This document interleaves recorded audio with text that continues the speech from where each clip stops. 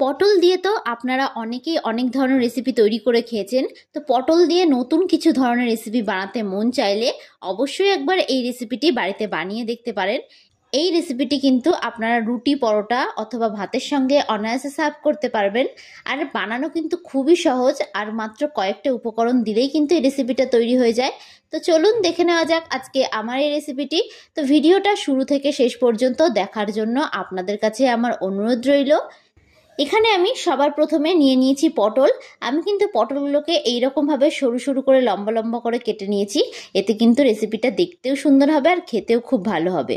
ওইখানে আমি আলুগুলোকে ঠিক এরকমভাবে লম্বা লম্বা করে কুচিয়ে নিয়েছি। ও নিয়ে নিয়েছি পেঁয়াজ, ও নিয়ে নিয়েছি টমেটো। এবার আমি সবার প্রথমে এখানে একটা কড়াই বসিয়ে দিয়েছি। কড়াইটাকে প্রথমে খুব ভালোভাবে একটু গরম করে নেব। কড়াইটা কিন্তু খুব ভালোভাবে গরম হয়ে গেছে। এবার আমি এর মধ্যে দিয়ে দিচ্ছি পরিমাণ মতন সাদা তেল। আমি এখানে রান্নাটা সাদা তেল দিয়ে করেছি, তবে আপনারা কিন্তু চাইলে রান্নাটা সর্ষের তেল দিয়েও করতে পারেন। তেলটাকে আমি হাই ফ্লেমে খুব ভালোভাবে একটু গরম করে নিয়েছি। এবার আমি এর মধ্যে দিয়ে দেব আগে থেকে টুকরো করে কেটে রাখা পটলগুলো। নমস্কার বন্ধুরা, রনিতাস ফুড প্লেসে সকল বন্ধুকে আমি স্বাগত জানাই। আমি কিন্তু আবারও চলে এসেছি আপনাদের সামনে নতুন একটি রেসিপির ভিডিও নিয়ে। যেহেতু পটল একটু ভাজতে সময় লাগে, সেহেতু কিন্তু সবার প্রথমে আমি পটলগুলোকেই দিয়ে দিয়েছি। গ্যাসের ফ্লেমটাকে হাইয়ে রেখে মিনিট 2 ধরে নাড়াচাড়া করে আমি কিন্তু পটলগুলোকে ভেজে নেব। পটলগুলো একটু ভাজা হয়ে আসলে আমি এর মধ্যে দিয়ে দেব আগে থেকে টুকরো করে কেটে রাখা আলু। তবে পটলগুলোকে কিন্তু খুব বেশি লাল লাল করে ভাজার এখানে প্রয়োজন নেই। আলু ও পটল দিয়ে খুব ভালোভাবে আমি একটু নাড়াচাড়া করে নিচ্ছি। গ্যাসের ফ্লেমটাই কিন্তু এই অবস্থায় হাইয়েই রাখবেন। এবার আমি এর মধ্যে দিয়ে দিচ্ছি একটা ছোট সাইজের কুচিয়ে রাখা পেঁয়াজ। পেঁয়াজ দিয়ে আমি নাড়াচাড়া করে কিন্তু খুব ভালোভাবে একটু ভেজে নেব। পটল দিয়ে একঘেয়েমি রেসিপি না বানিয়ে একবার এই রেসিপিটি বানিয়ে দেখুন, দেখবেন বারবার রিকোয়েস্ট আসবে আপনার কাছে এই রেসিপিটি তৈরি করার জন্য। এবার আমি এর মধ্যে দিয়ে দিচ্ছি স্বাদ অনুযায়ী নুন। নুনটা অবশ্যই এখানে আপনারা আপনাদের টেস্ট অনুযায়ী দেবেন। নুন দেওয়াতে কিন্তু সমস্ত সবজিগুলো খুব তাড়াতাড়ি সেদ্ধ হয়ে যাবে, তো রান্নাটাও কিন্তু খুব তাড়াতাড়ি হয়ে যাবে। এবার আমি এর মধ্যে দিয়ে দিচ্ছি হলুদ গুঁড়ো। এবার নুন ও হলুদ দিয়ে খুব ভালোভাবে আমি একটু নাড়াচাড়া করে ভেজে নেব। আমার এই ভিডিওটা যদি আপনাদের কাছে ভালো লেগে থাকে তাহলে অবশ্যই একটা লাইক করবেন। আর যারা যারা আমার চ্যানেলের নতুন বন্ধু তারা অবশ্যই আমার চ্যানেলটি সাবস্ক্রাইব করে দেবেন।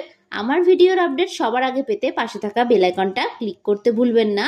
আর যারা যারা ফেসবুক থেকে দেখছেন তারা রনিতাস ফুড প্লেস পেজটিকে ফলো করে দেবেন। এইভাবে অনবরত নাড়াচাড়া করে কিন্তু আমি খুব ভালোভাবে একটু ভেজে নেব। এবার আমি এর মধ্যে দিয়ে দিচ্ছি ঝালের জন্য কাঁচা লঙ্কা। এখানে আমি ঝালের জন্য 3টে কাঁচা লঙ্কাকে মাঝখান থেকে একটু চিড়ে দিয়েছি, তবে ঝালটা কিন্তু আপনারা অবশ্যই আপনাদের পছন্দ অনুযায়ী দেবেন।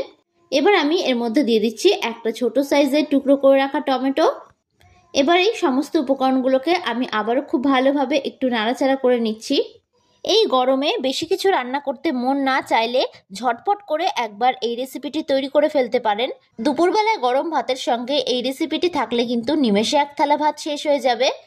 এবার গ্যাসের ফ্লেমটাকে আমি মিডিয়ামে করে দেব। এবার এই সবজিগুলোকে ঢাকনা চাপা দিয়ে আমি খুব ভালোভাবে একটু সেদ্ধ করে নেব। 5 মিনিট পর আমি ফিরে আসলাম। দেখুন সমস্ত উপকরণগুলো কিন্তু প্রায় সেদ্ধ হয়ে গেছে। এইভাবে ঢাকনা চাপা দিয়ে রান্নাটা করে নেবেন, তাহলে কিন্তু রান্নাটা খুব সহজেই হয়ে যাবে। এবার এগুলোকে আমি একটা খুন্তির সাহায্যে এইরকম ভাবে একটু সাইড করে দিলাম। এবার আমি এর মধ্যে দিয়ে দিচ্ছি একটা ডিম। আমি এখানে একটা ডিম দিয়েছি, তবে আপনারা কিন্তু চাইলে পরিমাণটা বাড়িয়েও দিতে পারেন। এবার আমি এর মধ্যে সামান্য একটু নুন দিয়ে দিলাম। এবার খুন্তি দিয়ে আমি খুব ভালোভাবে কিন্তু এইভাবে ডিমটাকে একটু ভুজিয়া মতন করে নেব। এবার এই ডিমটা দিয়ে সমস্ত উপকরণগুলোর সঙ্গে আমি খুব ভালোভাবে একটু ভেজে নেব। ভিডিওটা কেমন লাগলো অবশ্যই কিন্তু আপনারা কমেন্ট বক্সে আমাকে জানাতে ভুলবেন না। খুব ভালোভাবে কিন্তু ডিমটাকে একটু ভেজে নিতে হবে, নাহলে কিন্তু ডিমটা থেকে কাঁচা গন্ধ বেরোবে। তো আমার এই ভিডিওটা যদি আপনাদের কাছে ভালো লেগে থাকে তাহলে অবশ্যই একটি লাইক করে দেবেন। আর যারা যারা আমার চ্যানেলে নতুন বন্ধু তারা অবশ্যই আমার চ্যানেলটি সাবস্ক্রাইব করে দেবেন। আমার ভিডিওর আপডেট সবার আগে পেতে পাশে থাকা বেল আইকনটা ক্লিক করতে ভুলবেন না। আর যারা যারা ফেসবুক থেকে দেখছেন তারা রনিতাস ফুড প্লেস পেজটিকে ফলো করে দেবেন। এইভাবে কিন্তু আমি খুব ভালোভাবে নাড়াচাড়া করে ডিমটাকে ভেজে নিয়েছি। তো ভিডিওটা শেষ পর্যন্ত দেখার জন্য আপনাদেরকে আমি অসংখ্য ধন্যবাদ জানাই। তো এটা কিন্তু আমার রেডি হয়ে গেছে। তো দেখুন খুব সহজে কিন্তু তৈরি হয়ে গেল পটল দিয়ে এই দারুণ স্বাদের রেসিপিটি। আপনারা অবশ্যই একবার এই রেসিপিটি বাড়িতে তৈরি করে দেখতে পারেন। এটি খেতে কিন্তু বেশ লাগে। এটি আপনারা রুটি, পরোটা অথবা গরম ভাতের সঙ্গে অনায়াসে সার্ভ করতে পারবেন। তো আজকের মতন আমি বিদায় জানালাম।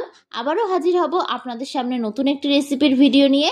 তো আশা করি আপনারা সকলে ভালো থাকবেন, সুস্থ থাকবেন। ধন্যবাদ।